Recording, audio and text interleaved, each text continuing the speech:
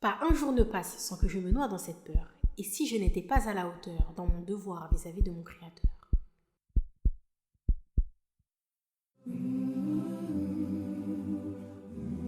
Assalamu alaikum wa rahmatullahi wa barakatuh. Que la paix, la miséricorde et les bénédictions d'Allah soient sur vous. Marhaba, bienvenue dans le podcast Opération Firdaus, le podcast pour la jeunesse musulmane qui sont à la recherche de l'excellence. Nous sommes deux sœurs en Allah et amies dans la vie de tous les jours. Notre objectif commun à travers ce podcast est d'inciter la communauté musulmane à la réflexion sur des sujets de notre quotidien, en se remettant tout simplement ou non en question pour arriver à la destination finale, le plus haut degré du paradis, le Firdaus. Que ce soit dans le domaine professionnel, familial, social, personnel ou spirituel, nous allons balayer tous les sujets en lien avec notre quotidien. Alors si vous êtes dans l'optique d'améliorer votre personne, votre pratique, d'exceller dans tout ce que vous entreprendrez vis-à-vis de notre magnifique et belle religion qui est l'islam, alors vous avez toqué à la bonne porte. On vous souhaite une agréable écoute, Inch'Allah, en espérant que cela puisse vous profiter. Barakallahu fikum. Qu'Allah vous couvre de sa bénédiction.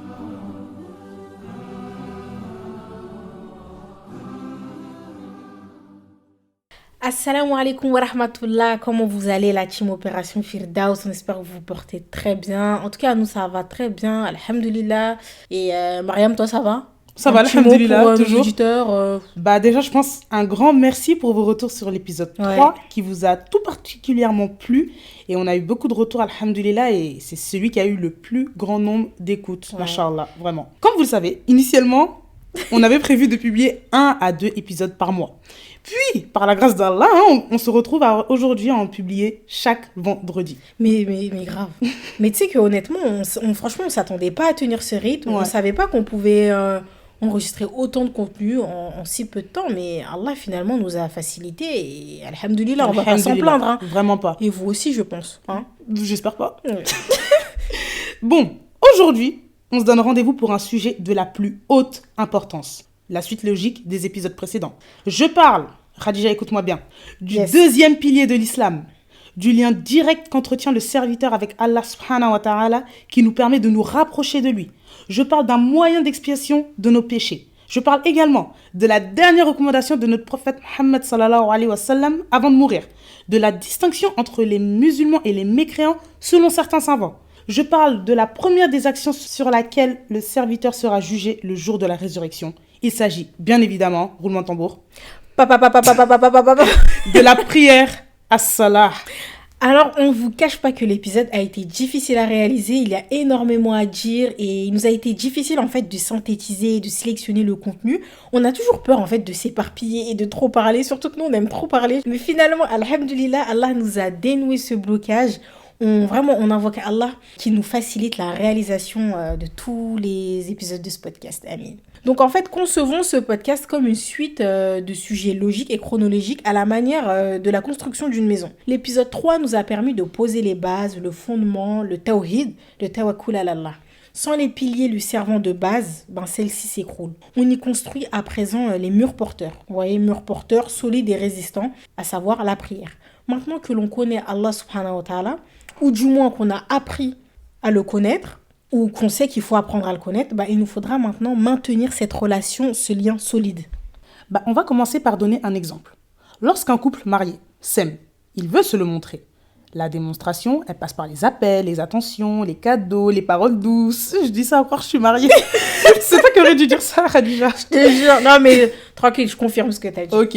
Eh bien, qu'en est-il d'Allah, en fait, qui est notre Seigneur, que l'on aime et que l'on doit adorer seulement 5 fois par jour à des temps déterminés? Certains négligent cet appel en le retardant et d'autres n'y répondent même pas. En quelques mots, en fait, on se permet, nous, simples êtres humains, de négliger l'appel de notre Seigneur, alors que c'est lui qui détient notre âme entre ses mains. Et c'est lui qui nous accorde tous ses bienfaits. Ouais. La reconnaissance, obligatoirement, elle passe par l'accomplissement de la prière. Et méditons à présent sur l'adhan, l'appel à la prière. Lorsque le muezzin, celui qui fait l'appel à la prière, dit « Hayya ala al-falah » signifie « Venez à la félicité, accourez au succès ». On ne se rend pas compte, mais ce sont des mots forts qui sont employés et très parlants. La prière est appelée succès et félicité. Si tu veux le succès et la félicité dans ta vie, réponds à cet appel. Pour reprendre l'illustration de la maison, sans mur porteur, à savoir la prière, ta maison ne tiendra pas. Clairement. Et maintenant, en plus, on peut se poser la question suivante. Comment comprendre l'importance de la prière et se l'approprier? On sait quasiment tous que la prière est une chose importante depuis notre enfance. Même les non-musulmans savent que l'on a des prières quotidiennes. Ouais. Mais combien sont ceux à le savoir mais sans l'accomplir? Pourtant, parmi ces personnes-là, tu pourras trouver des croyants qui aiment Allah et son prophète, sallallahu alayhi wa sallam, mais qui malgré cela ne prient pas. En réalité, en fait, certaines de ces personnes voient la prière seulement comme une obligation, une charge lourde et pesante. Et Allah subhanahu wa ta'ala en parle dans la sourate Al-Baqarah, la fin du verset 45. واستعينوا بالصبر والصلاة وإنها لكبيرة إلا على الخاشعين. La salate est une lourde obligation, sauf pour les humbles. Il faut donc se renseigner en fait sur la prière et aller au-delà du simple aspect obligation. Cela permettra de faire naître l'envie et facilitera l'assiduité. Exact. Et d'ailleurs, dans cet épisode, nous allons montrer par quels moyens Allah subhanahu wa ta'ala nous a montré l'importance de la prière. Déjà, commençons par le début, le moment où la prière a été rendue obligatoire. Alors pour ma part, quand j'ai appris lors de mon cheminement spirituel la manière dont a été révélée la prière à notre bien-aimé prophète Mohammed alayhi salatu wassalam, c'est là véritablement que j'ai compris l'importance capitale de la prière. En effet, contrairement aux autres piliers, la prière, elle a été révélée dans des circonstances bien particulières. C'était à l'occasion du voyage nocturne et de l'ascension que la prière a été révélée. Notre prophète Mohammed alayhi salatu wassalam s'est rendu au-dessus des 7 cieux accompagné de l'ange Djibril pour recevoir ce cadeau précieux. Oui, pour moi, c'est vraiment un cadeau en fait. Il a traversé chaque ciel et a vu dans chaque ciel un ou plusieurs prophètes. Ils se sont tous salués, mais bon, en fait, l'histoire et le hadith à ce sujet est vraiment très long, donc je vous invite à aller découvrir de vous-même, et l'histoire, elle est incroyable. Donc là, vraiment, restons focus sur notre sujet, qui est la prière. Et j'en étais à... Oui, du coup, arrivé au lotus de la limite, l'ange Djibril, il n'y avait pas accès. Seul le prophète, alayhi salam, a pu y accéder, et c'est à ce moment-là qu'au-dessus des 7 cieux, qu'Allah a décrété l'obligation de la prière. En fait, je ne sais pas si on se rend compte de ce voyage extraordinaire que le prophète alayhi salam a vécu. Le fait que l'obligation de la prière, en fait, elle a été révélée au-dessus des 7 cieux marque et prouve son importance particulière. Allah l'a directement prescrit à notre prophète sans passer par un intermédiaire. On peut illustrer ça par un exemple simple. Le matin, quand ton facteur il sonne, tu vois que c'est une lettre recommandée, tu sais que c'est une lettre importante. Tu sais, tu vas pas la négliger comme les autres lettres simples. Tu vas pas la laisser sur la table. Tu vas pas te dire oui, bon, je vais revenir après pour la lire. Tu sais à quel point son contenu doit être important et ça te concerne directement. Tu comprends que l'expéditeur voulait te transmettre un message personnellement. Tu l'ouvres et tu la lis direct. Idem aussi quand tu as un sujet important à aborder avec une personne, tu ne passes pas par les messages ou les téléphones. Tu souhaites voir la personne directement pour lui transmettre ton message de vive voix. Et en fait, c'est un peu pareil pour le cadeau qui est la prière. Allah l'a confié à notre prophète, alayhi salatu wassalam, de manière directe et sans l'intermédiaire de l'ange Djibril. Et le prophète, il a dû faire un long voyage pour recevoir ce cadeau. La méthode de révélation de la prière nous prouve une fois de plus son importance. Et également le fait qu'Allah, à la demande du prophète, ait réduit le nombre de prières qui était initialement de 50. C'est passé de 50 prières à 5 prières quotidiennes, nous montre aussi la miséricorde d'Allah. Et de plus, Allah a diminué le nombre. Nous prions aujourd'hui, 5 prières quotidiennes, mais avec la récompense de 50. Lorsque l'on prend conscience de cette miséricorde, on ne peut qu'être reconnaissant et prier. C'est vraiment... Non mais c'est vraiment... Ouais. On en perd notre latin. Et d'ailleurs, Khadija, parmi les piliers de l'islam, la prière est le seul qui nécessite pas de conditions particulières, mis à part que la personne qui prie ait la raison. On va analyser ça ensemble, n'est-ce pas ? Par exemple, pour jeûner le mois de Ramadan, il faut être en bonne santé physique. Le malade, la femme enceinte ou qui allait en sont dispensés. Attention, encore une fois, il y a toujours des cas particuliers, il faut se renseigner à ce sujet-là. Mais dans ce cas-là, on va généraliser. Concernant le pèlerinage à la Mecque, il faut en avoir les moyens financiers et physiques. En ce qui concerne la zakat, l'aumône, il faut être imposable et réunir toutes les conditions nécessaires afin de donner cette aumône. Qu'en est-il de la prière maintenant ? À partir du moment où tu atteins la puberté, il est obligatoire pour tout musulman d'accomplir ces 5 prières quotidiennes. Et l'accomplissement de la prière, elle est facilitée.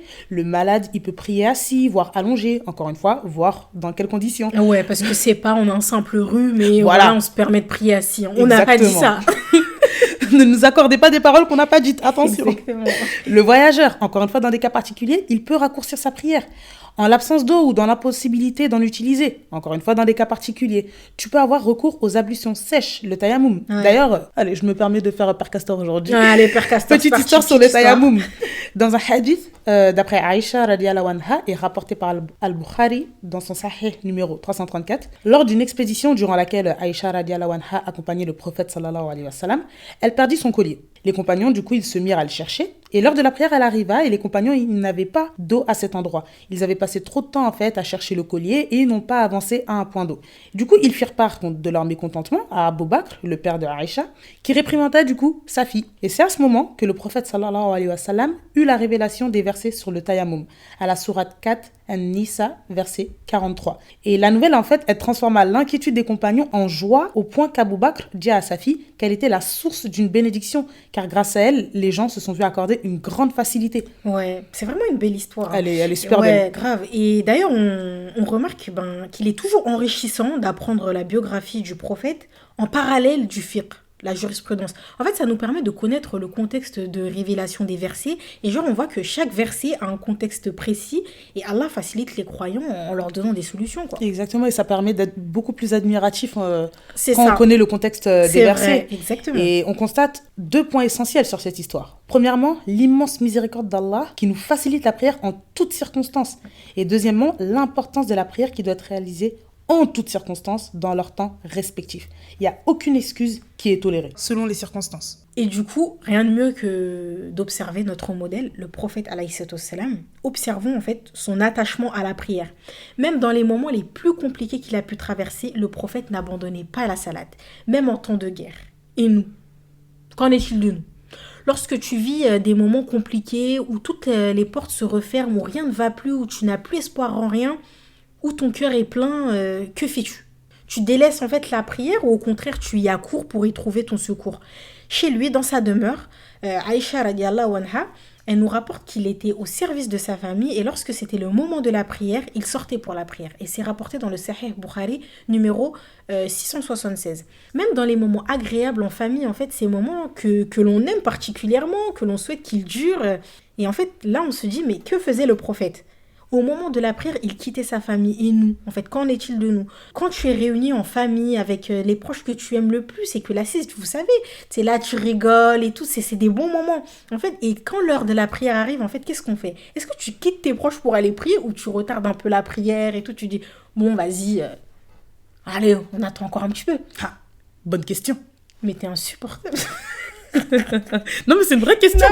Non, c'est Vraiment, vrai. posons-nous la mais question. Ouais, posons-nous la question. Et la prière était l'une des choses qu'il aimait le plus. Et preuve en est, hein, d'après Anas ibn Malik, radiallahu anhu, le prophète, alayhi salatu wassalam, il a dit « On m'a fait aimer de votre vie d'ici-bas les femmes et le parfum. Et la réjouissance de mes yeux se trouve dans la prière. » Rapporté par Nasai, authentifié par Cheikh Albani dans son Sahih al-Jami. Attendez, petite pause là, regarde Mariam. Comment le prophète a-t-il qualifié la prière ? Il l'a qualifié, je cite, ouvrez les guillemets, la réjouissance de mes yeux, fermez les guillemets. Que l'on peut traduire par la prunelle de mes yeux. Et en fait, et nous, à quoi on compare la prière ? Qu'est-ce qu'elle représente pour nous ? Que vaut-elle à nos yeux ?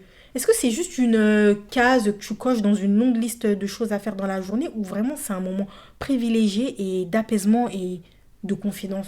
Encore une fois, bonne question. Ouais, bonne question. Et prenons un autre modèle que le prophète, le modèle des personnes les plus proches de nous, ceux qui comptent le plus pour nous parmi nos proches, nos parents.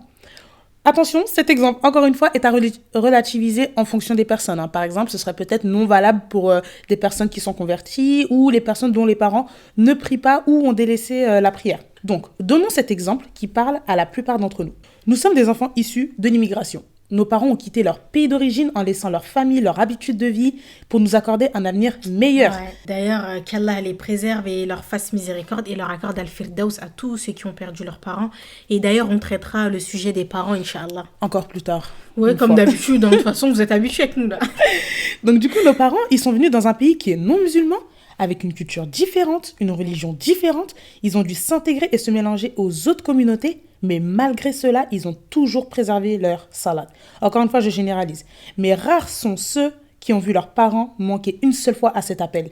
Et cela même à un âge avancé. Ils connaissent la valeur et l'importance de la prière sans qu'ils n'aient eu besoin de nous le dire. On comprend que pour eux, la prière a une place primordiale et qu'elle est au centre de leur journée. Et juste en les observant et en les voyant C'est ça, pratiquer. en fait, ouais. Ils n'avaient pas forcément besoin de nous dire oui. En fait, on l'a clairement vu par leurs actes que C'est la ça. prière, c'était très important C'est pour ça. eux. Hein. Et vraiment, après avoir compris l'importance de la prière, il est possible que tu aies du mal à la faire. Après tout, ce n'est que des gestes mécaniques, entre guillemets, et répétés. Ça, c'est ce que l'on entend beaucoup, mais en réalité, il n'en est rien. La prière est gorgée de secrets. Son principal secret est l'orientation totale du cœur vers Allah. Et cela dans toutes les étapes de la prière retranscrites par les membres et exprimées aussi par les paroles. Tous en témoignent de notre soumission envers lui. Commençons par le début. Le takbir, takbiratul ihram, Allahu Akbar, le premier takbir qu'on dit quand on commence de prier, démontre et admet notre large infériorité envers lui, accompagné aussi de l'abaissement de nos bras, le regard, la tête baissée et la soumission de tous les membres, les inclinaisons, les prosternations et tout. Deuxièmement aussi, la qibla, la direction universelle de la prière. Tous les musulmans du monde, toute une communauté dirigée vers une seule et unique direction, la Mecque. La qibla est une énième preuve de notre soumission. Et d'ailleurs, un petit info pratique, la Kaaba, Masjid al-Haram, est le seul endroit où le croyant prie dans n'importe quelle direction, subhanallah. Et aussi, on voit que on demande protection avant la prière, car Shaitan connaît les récompenses qui s'y trouvent. C'est le moment idéal pour lui de te détourner l'attention et l'esprit. En fait, il veut nous distraire un maximum parce que même lui, il sait que la prière, c'est... Wow. C'est ça, et comme tu as dit, le secret de la prière, c'est la direction totale du cœur vers Allah. Exact. Et la prière, c'est également le moment où tu peux invoquer Allah et être exaucé. Et c'est le moment pour prier sur le prophète. Allah nous dit dans la sourate Al-Ahzab, numéro 33, verset 56, Inna Allah wa malaikatahu yusalluna ala an-nabi ya ayyuhalladhina amanu sallu alayhi wa sallimu taslima. Certes, Allah et ses anges prient sur le prophète. Ô vous les croyants, priez sur lui et adressez-lui vos salutations. En fait, il est essentiel de faire ces prières sur le prophète sallallahu alayhi wa sallam, car sans le sceau des prophètes, la révélation, elle nous serait jamais parvenue. Si tu souhaites que ton invocation soit exaucée, prie sur le prophète sallallahu alayhi wa sallam.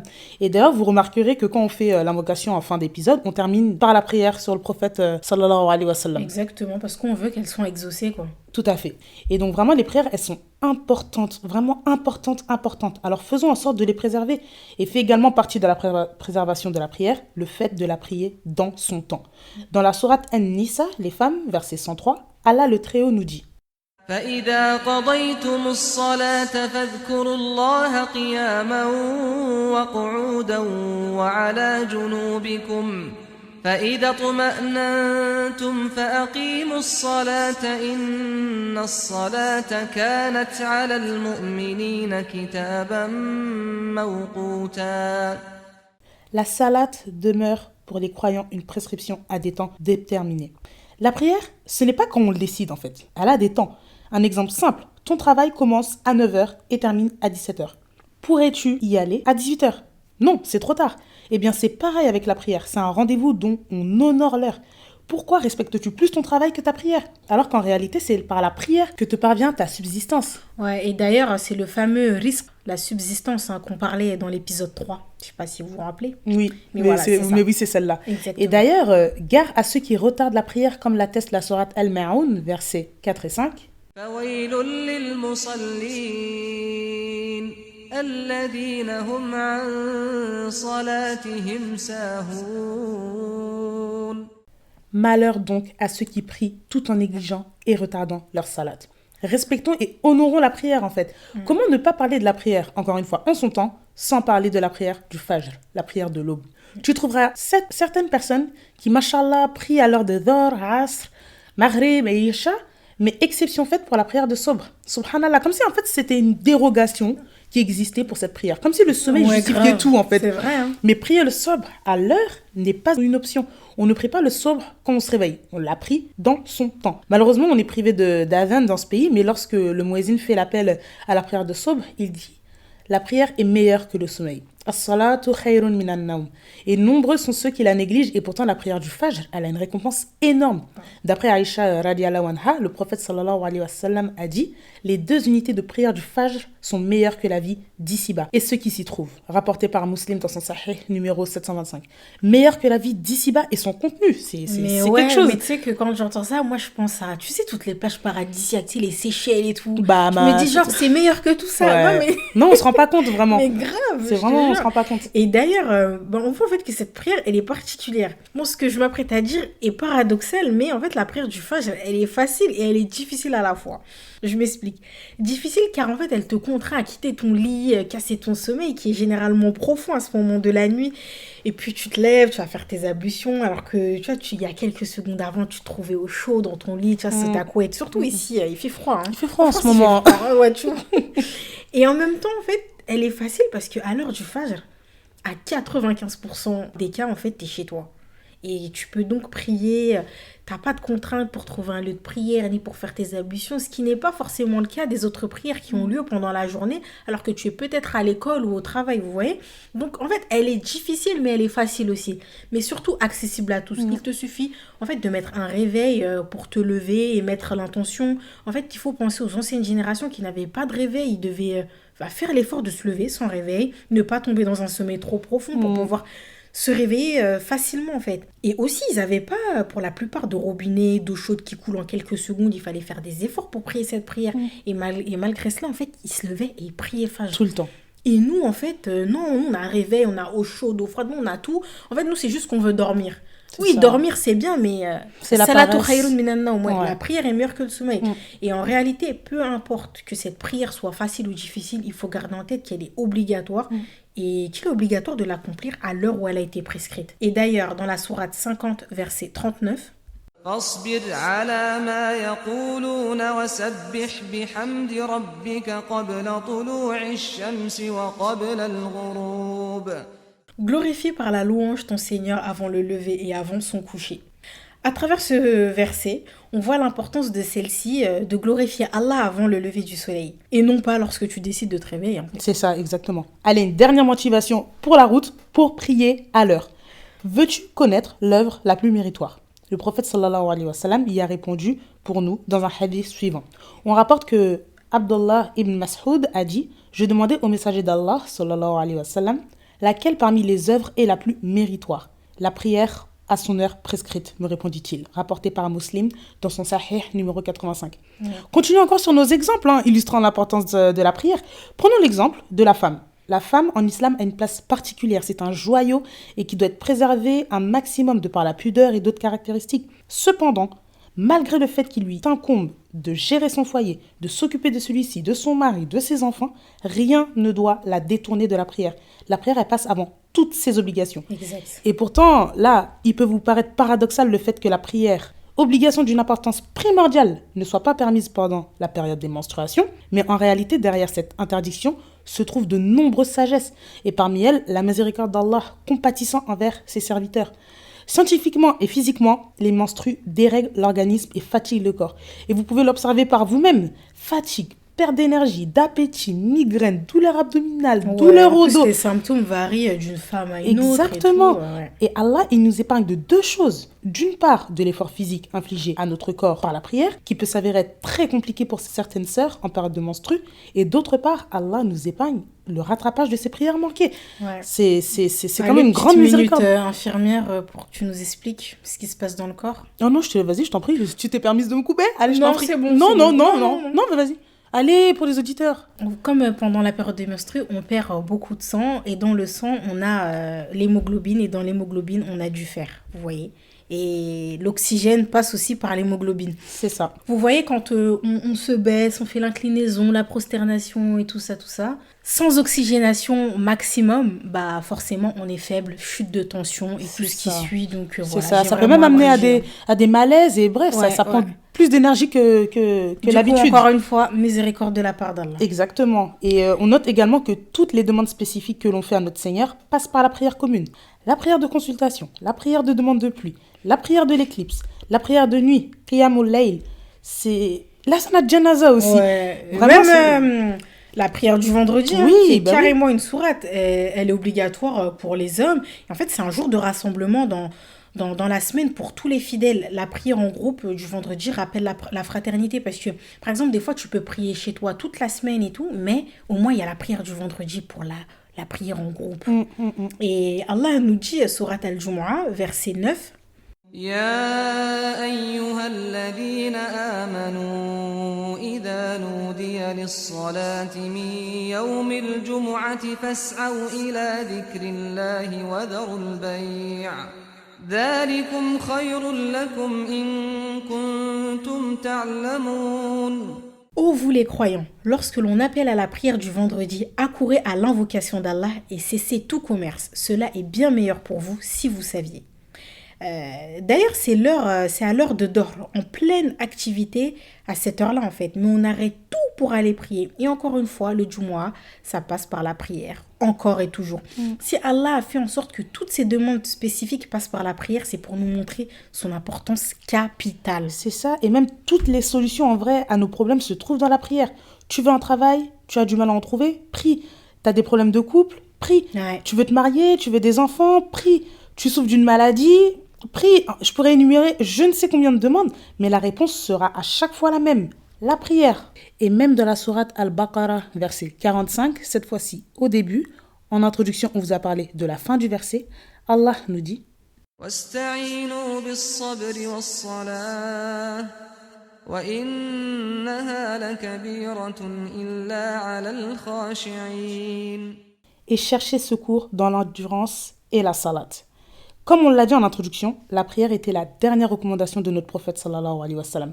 Et lors de ces derniers instants, alors qu'il était mourant et souffrant, il a demandé à Abu Bakr as-Siddiq, radiallahu anhu, son compagnon depuis le début de la révélation, de diriger la prière car il ne pouvait pas le faire ni s'y rendre.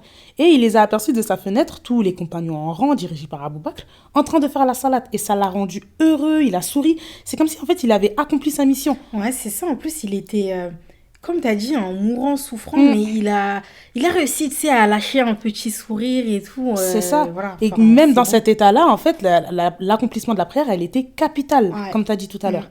C'est ça. Pour conclure, on retiendra que la prière est le pilier fondamental de la religion. Celui qui l'accomplit aura établi sa religion, alors que celui qui l'abandonne aura détruit sa propre religion. Elle est également parmi les bonnes œuvres, celui qui a le plus de mérite et le plus de valeur. On a insisté lourdement, oui, on vous l'accorde, on a Lourdement. vraiment insisté sur l'importance de la prière à travers plusieurs éléments. Les circonstances de sa révélation, sur les mots employés dans l'adhan, sur la prière en son temps, on n'a même pas tout cité. Hein. Et à présent, en fait, on pourrait se poser la question suivante. Pourquoi Allah et son prophète insistent-ils tant sur la prière ? En réalité, pour une raison bien précise. D'après Abdallah ibn Karth, qu'Allah l'agrée, le prophète alayhi salatu wassalam, il a dit « La première chose sur laquelle le serviteur est jugé le jour de la résurrection est la prière. Si elle est bonne, les autres actes seront bons. Et si elle n'est pas bonne, les autres actes ne seront pas bons. » Et c'est rapporté par Tabarani et authentifié par Sheikh Albani dans son Sahih Tarib numéro 376. Ouais. Et ça, justement, tu vois, on se doit de le garder en tête, en fait. Ouais. Que la prière, elle est la première des actions sur laquelle nous serons jugés. Et cette simple information, en fait, elle devrait suffire à réveiller un cœur insouciant et à reprendre la prière. Et puis, une chose est sûre, c'est que si nous faisons notre prière de manière correcte et assidue, notre foi va augmenter et nos actes seront en parfait accord avec notre foi. C'est vrai. Obligatoirement. Alors vraiment, préservons notre prière et le reste de nos actes suivront encore une fois. Automatiquement. Et ce sera justement le sujet de la deuxième partie de cet épisode. Encore une fois, on coupe l'épisode en deux. Ouais. Et dans la deuxième partie, du coup, on insistera plus sur le pourquoi. Pourquoi on doit prier, quels sont les bienfaits et les récompenses à tirer de la prière. Et on reviendra, Inch'Allah, aussi sur notre expérience personnelle concernant la salat. Et comme d'habitude, laissez-nous des commentaires sur les plateformes d'écoute et laissez la note de votre choix. Cela sera un bon indicateur, ouais, pour nous faire savoir que... Je te jure, je la garde au montage. Ouais, d'accord, ok. Et vraiment, ce sera un bon indicateur pour nous faire savoir que vous aimez le podcast, vraiment. Ouais, c'est ça. Oh là là, l'épisode il est fini. Même moi je voulais pas que ça termine. Bah, fallait bien, Ouais, mais faut qu'on bon. passe à la partie 2 quand même. Franchement. Ouais. En tout cas, on implore Allah subhanahu wa ta'ala par ses noms les plus beaux et ses attributs les plus parfaits de nous faciliter dans les actes d'adoration, de nous aider à parfaire notre prière afin de nous rapprocher de lui. Qu'Allah nous pardonne nos péchés ainsi que nos manquements, qu'il nous fasse miséricorde et nous accorde bien évidemment Al-Firdaus. Qu'Allah étende ses prières et ses salutations sur notre bien-aimé prophète Mohammed alayhi salatu wassalam, sur sa famille ainsi que ses compagnons radiallahu anhum. Amin. Assalamu alaikum wa rahmatullahi wa barakatuh. كل من عليها فان ويبقى وجه ربك ذو الجلال والإكرام فبأي آلاء ربكما تكذبان